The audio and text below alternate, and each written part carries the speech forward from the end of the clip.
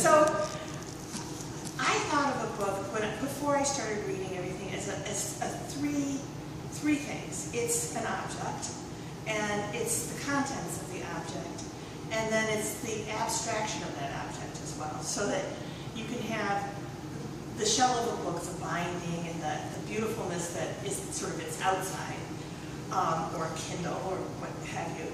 And then it has the text, or whatever is inside. There's kind of a discussion about whether if nothing is inside, it's still a book. I think it is, but I understand that that's not necessarily true.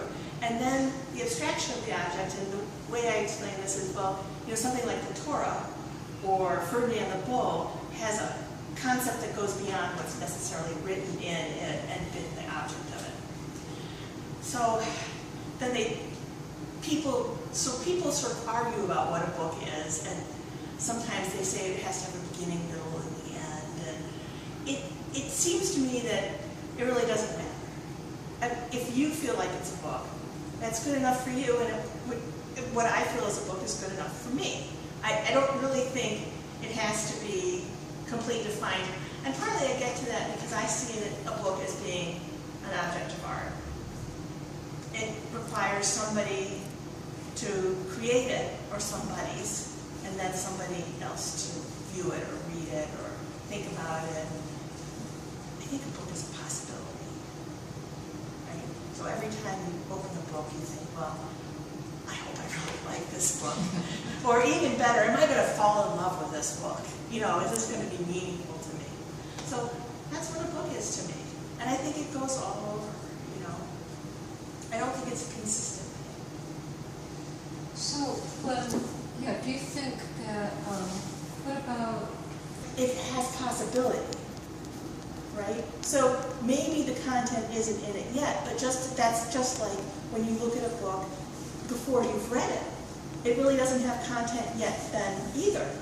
It has potential content, right? But what's the difference? It's like the tree falls in the forest, and no one hears it. So a book without content has as much potential when, before Leonardo wrote his notebooks, those books existed, right? Or pages existed. He had them bound, probably. So the pages existed, and then he created the content. So that was like him with his mind on the pages, right? He just sort of was, oh, here it is. So cements in what a book is, that you don't create a book in your own little house and keep it for yourself. That is not a complete work as far as I'm concerned. I mean, in some sense, you're a reader and a participator, but that doesn't really, for me, the communication piece hasn't happened. The idea has not flown beyond your hands, right? That there can be no transportation in that kind of a book, to me. When you